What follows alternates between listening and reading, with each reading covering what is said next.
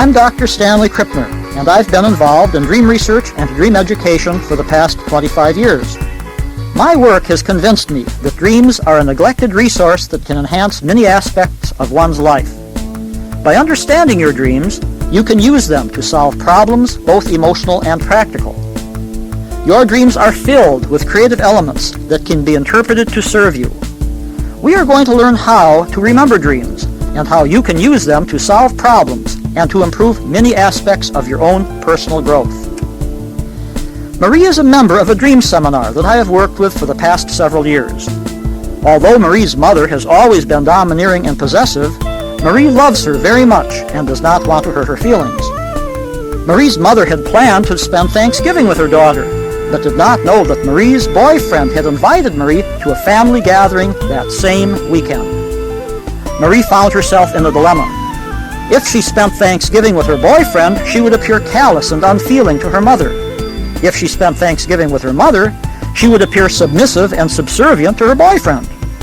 One night, Marie had a dream that went like this.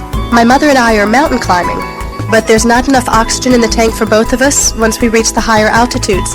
I take a knife and cut the rope connecting the two of us. My mother slides down the mountain and lands in a bed of flowers at a lower altitude.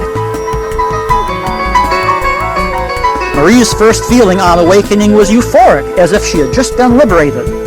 But then she felt a terrible pang of guilt, wondering if she disliked her mother so much that she would actually cut a support rope in real life. However, our dream group pointed out that her mother was let down gently and was better off in the bed of flowers than higher in the mountain. Further, the relationship appeared to be stifling both Marie and her mother because the oxygen was running out. The only way to save them both was for Marie to cut the cord. In other words, to sever the close connection between them. Marie had never realized that her mother might be better off without this close connection. In fact, Marie took the advice her dream had given her and told her mother that she would be spending Thanksgiving elsewhere. At first, Marie's mother complained, claiming that Marie was ungrateful. But Marie told her mother that if she wanted any grandchildren, Marie needed to find a husband. Marie explained that the Thanksgiving invitation would enable her to learn more about the family background of her boyfriend. This explanation helped to calm her mother down. Soon Marie's mother developed her own circle of friends. After several months, both the mother and daughter had adjusted comfortably to a more appropriate relationship. Perhaps you can obtain assistance from your dreams, just as Marie did. Even though you might remember very few dreams, you will be reassured to know that in general, everyone dreams every night. There are exceptions, of course. A few people with brain injuries do not dream. Other people lose the ability to dream temporarily if they've had too much to drink or if they have taken certain drugs. However, most of us will have 4 or 5 periods of dreaming each night. Your first period of dreaming usually takes place about 90 minutes after you fall asleep, although some people report earlier dream episodes. The longest of these periods of dreaming takes place shortly before you wake up. Dreams are usually accompanied by rapid eye movements and by muscle activity and brain waves that differ from those accompanying stages of sleep in which dreams rarely occur. However, these generalizations are not true in every case, and each person's pattern of sleeping and dreaming is unique. Perhaps some members of your family or some of your friends claim that they never dream. You might want to obtain their permission to conduct an experiment while they are asleep. About 1½ hours after they fall asleep, observe their eyelids. When you see their eyes moving rapidly beneath their eyelids, wait for a few minutes and then awaken them, asking, "What is going through your mind?" 2 or 3 attempts should be enough to evoke dream recall and to convince them that they do indeed dream. Experts say that you are dreaming when your sleeping thoughts and feelings take the form of images and stories. If you remember these dream stories and images, they may teach you about the issues you face in your day-to-day life. I believe that some of your dreams enrich your life by suggesting solutions to problems, by providing you with new ideas, or by helping you to understand yourself and your behavior. When you are awake, you are thinking and feeling almost all of the time. But you are also thinking and feeling while you are asleep. One of the values of paying attention to your dreams is that they can help you obtain clarity about your feelings and inner experiences. As a poet once said, Dreams are messengers of truth in the night. Dreams come your way in the service of light. Some dreams seem to come from the darkness rather than from the light. Nightmares are terrifying dreams from which you wake up. You feel anxious, scared, or frightened, and may be overwhelmed by fear, dread, or horror. Nightmares may be triggered by illness, indigestion, or going to sleep at a time inconsistent with your usual schedule. But they also may represent important problems in living that you face. Your nightmares may have just as much to teach you as your pleasant, happy dreams. But some scientists believe that dream images are simply random events that occur by chance and that they have very little to teach people. Other experts say that dreams represent a house cleaning that takes place while we are asleep, and that dreams should be forgotten rather than remembered. I respect these points of view and know that there are a few sleep and dream studies that support these assumptions. On the other hand, many research studies exist that indicate that dreaming is more complex than these simplistic theories would indicate. For example, dream content changes during periods of emotional or physical upheaval, such as divorce or illness. And, as Patricia Garfield observes in her book Women's Dreams, there are often dramatic changes in dream content during pregnancy and menopause. The problems children face in their dreams differ from the problems adults face in their dreams. People in different cultures dream about different activities, values, and life situations. All of this evidence tells me that dream life resembles waking life, and that the issues we face while we are awake are carried over into our dreams while we are asleep. It is true that we do not have to be taught how to dream, but many people need to learn how to remember their dreams. If you have difficulty recalling your dreams in the morning, you may find some of these hints useful. Place a pad of paper and a pen or pencil by your bedside before you go to sleep. If you wake up and remember a dream, jot down a few words from the dream so that you will remember it in the morning. Or you may draw a picture of some object in the dream. Some people use a tape recorder in a similar manner.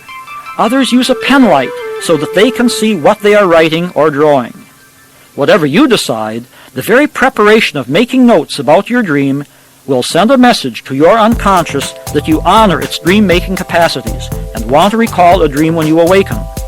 This message in itself may be sufficient to facilitate dream recall. Remembering one dream per week is sufficient to attempt the exercises I will teach you in this audio cassette. But if you cannot meet this quota, you might try self-suggestion. Before going to sleep, simply tell yourself, silently or aloud, "I will remember a dream when I wake up. I will remember a dream when I wake up." You may adapt the words so that they suit you, then repeat the message 20 or 30 times. After a few nights, this technique should begin to yield results. If you awaken without remembering a dream, don't give up. Remain in bed and go back to the sleep position you were in when you woke up. This act may trigger dream recall. If not, focus on the emotion or mood that you felt when you awakened. Ask yourself of what that feeling reminds you. This technique often assists your dream recall, as it can take you into the most memorable part of your dream. If not, keep an open mind as you begin to prepare for the day. Sometimes a small incident, such as brushing your teeth or putting on your shoes, can evoke dream recall. If none of these procedures works for you, simply decide to try again the following night. Dream working should be an enjoyable activity. Don't allow yourself to feel guilty, stupid, or inadequate if you do not remember a dream. Such concerns may produce anxiety that will hinder rather than help your dream recall ability. Most dream workers use a notebook to record their dreams. By reviewing the dreams in this notebook, you will soon begin to observe the common themes and frequent images that occur in your dreams. There are many dream images that are straightforward representations of some aspect of your life. These images contain very little symbolic meaning. Other dream images are so cryptic and complicated that you may look into them several times, continually finding new implications. A dream notebook will help you to make these discoveries for yourself. Now you are ready to start working with your dreams. This first exercise is based on my assumption that dreams can confront you with a statement about yourself that is honest and frank. Dreams tend to be so disconcertingly honest that unless you are prepared to be completely sincere, it is a waste of time to unearth their meaning, because you might reject it out of hand. Therefore, the following exercise has been designed to capitalize on this frankness by helping you focus on the basic plot of your dream story. To comprehend your dream's basic plot and thus its underlying message, restate or rewrite the dream's activities while leaving out specific images and characters. Do not use specific names or descriptions. Instead of saying, "My girlfriend and I are looking for wild blueberries," say, "Someone close to me and I are searching for a type of nurturance that is natural, not artificial." Thus, this dream might indicate that the dreamer wants his relationships to be natural, not artificial, authentic, not contrived. As you carry out this exercise, change specific verbs into general ones. Instead of saying, "I walk into my house and am surprised to find a baby there," say, "I enter an area of my life that is familiar and personal, but find something new and unusual." This dream might be telling the dreamer that a new aspect of herself is about to be born, and that she should be ready to make it a part of her life. This exercise asks you to look at the dream from a general perspective, making an abstraction of the dream before you make an interpretation of the dream. This approach uses the entire dream, although some later exercises will focus on specific images in the dream.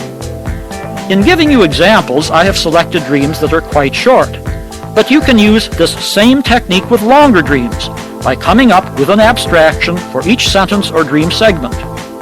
It is important to complete all your abstract statements before you start interpreting your dream, or your later generalizations might be influenced by your earlier interpretations. When working with dreams, it is easy for us to deceive ourselves to reinforce our unrealistic wishes and desires.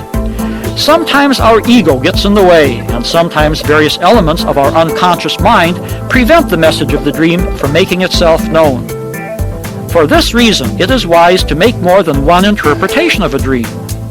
Compare the interpretations to determine which ones integrate all of the elements best, which one makes the most sense to you, and which one gives you a gut feeling of being correct. This is a wise procedure to follow in each dream exercise, and resembles the role usually played by a psychotherapist who tries to keep clients in touch with the actual circumstances of their lives. Phyllis had a dream that went like this. I'm in an office with my business associate. We look out the window and see a tree. The colors of its leaves have changed from green to brown. Phyllis's initial reaction was that the dream was about autumn, the harvest time in which she and her partner could enjoy the profits from their collaboration. But Phyllis worked through a second interpretation, one in which the green color signified money that would fade away as time passed. Further, the dream took place in the fall season, which suggested that she might be heading for a fall if she invested her money in the new enterprise. On reflection, Phyllis decided that both dream interpretations made sense, except that a tree is not actually harvested as implied in the first interpretation. In addition, Phyllis decided that the second interpretation integrated the dream's elements more completely. For example, if the dream was about financial prosperity, why didn't the green leaves stay green or turn gold rather than brown?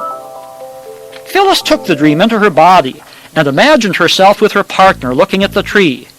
She had to admit that the second interpretation felt more true to life. As a result, Phyllis invested very little money in the business, and eventually regretted she had put any funds into the deal at all. However, she learned how easy it is for unrealistic wishes and desires to affect the interpretation we give to a dream. Another cautionary procedure is to ask yourself if there have been unusual external situations that could influence your dream. Many people have bizarre dreams after reading a frightening novel or seeing a horror movie. Hot, spicy foods or sleeping in a strange bed may also produce atypical dreams, as may sounds and noises such as dogs barking outside. dreams typically try to incorporate external events and elements in order to permit us to continue our night of sleep, and in so doing might produce images that are unusual. It is always necessary for us to choose the simplest and most direct explanation for a dream image or a dream story. Sometimes that explanation will involve an external event rather than an internal, unconscious pattern of thoughts and feelings. For example, Margot had the following dream. I need to take my car to the dealer to get it fixed. I drive to lots of different places that can't take care of it. I seem to have a time constraint because I must get to work at a certain hour. I finally find a phone book, look up where I need to go, and take my car to an appropriate dealer who I know will do a complete and thorough job. I feel confident that my car's needs will be addressed within the allowed time. One could speculate that Margot was referring to problems in her life that needed urgent attention. However, Margot actually needed to have her car repaired for several days before having this dream. During the night, she apparently was engaging in problem solving to determine how best to accomplish this task. Again, the simplest and most direct dream interpretation is usually the most accurate. You might look through your dream notebook from time to time, determining if any of your dreams clearly focus on attempts to solve a problem. Sometimes the dreams will deal directly with these problems, as was the case with Margot's dream. At other times, your dream will use symbols and metaphors. This is especially true when your dreams concern issues that you may avoid while awake. The next exercise you will learn is one way to determine the meaning of those dreams that seem far removed from your everyday life. All of your dream images and events can be classified into 8 different dream content areas that were originally suggested by Robert Van de Castle, a former president of the Association for the Study of Dreams. You will be able to study your dream content once you have collected a dozen or more dreams. Why is this a valuable exercise? Scientific research indicates that we dream about those topics that are of most concern to us. For example, the Kuna Indians in Panama have very few dreams in which there is aggression against other people. This absence of violent dream content is reflected in the peaceful behavior that can be observed in the daily lives of the Kuna Indians. A dream research project in Nigeria involved members of 3 different tribes. Members of the Igbo tribe have a social structure stressing upward mobility and achievement. Members of the Hausa tribe stress equality and believe that no one should stand out from other people in their community. The Yoruba tribe takes an intermediate position. The content of Yoruba dreams contained more social striving and achievement orientation than did the dreams of Hausa dreamers, but less than those of Igbo dreamers. This is exactly what one would predict on the assumption that dream life reflects waking life. And these results contradict those theorists who believe that dreams only are concerned with unrealistic wishes, as well as the theorists who insist that dreams are random events that have little relationship to the dreamer's waking life. Each image and event in your own dreams will fall into one or more of the following 8 categories. The first category is comprised of dream characters. In other words, any human being, mythical creature, or imaginary person. The second category is settings. That is, the time and place of a dream, whether it be Paris in the 18th century or the planet Mars in the year 2000. The third content area is nature, which refers to any vegetable, animal, or mineral. Objects subsume the fourth category and would be anything made by humans. Activities, the fifth category, refer to any action or behavior carried out in the dream. Modifiers, the sixth category, are adjectives such as colors or other descriptions. Sensations, such as tastes, smells, musical sounds, and bodily feelings, are found in the seventh category. The final category is that of emotions, which also includes any experienced mood or psychological feeling. In Margot's dream, the car dealer would fall into the character category.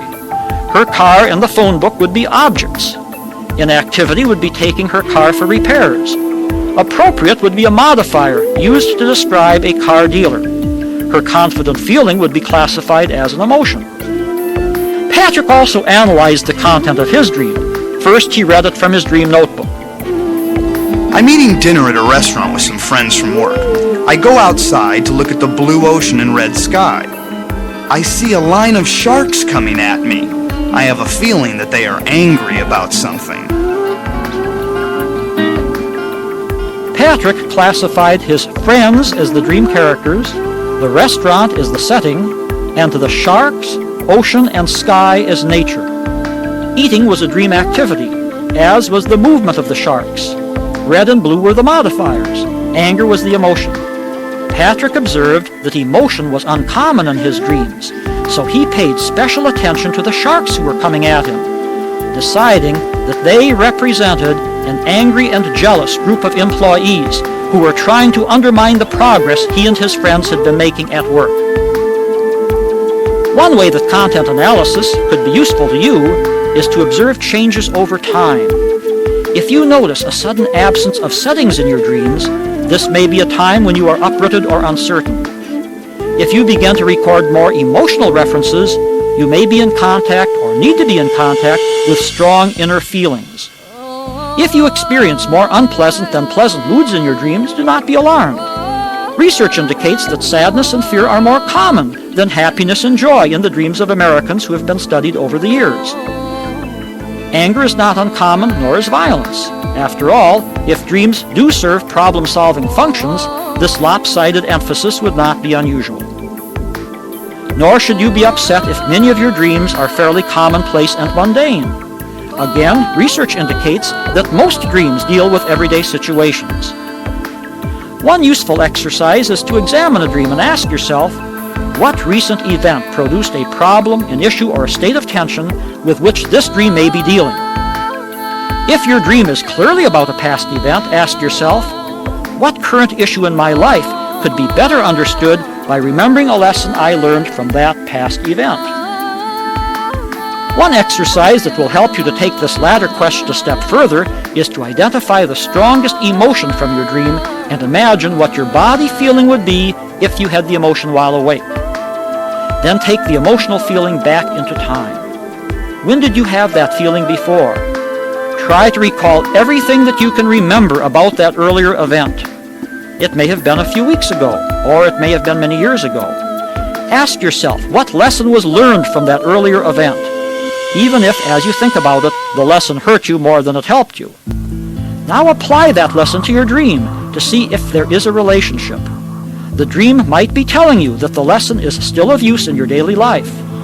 Or the dream might be telling you that this lesson from the past has become a personal myth that needs to be revised or discarded.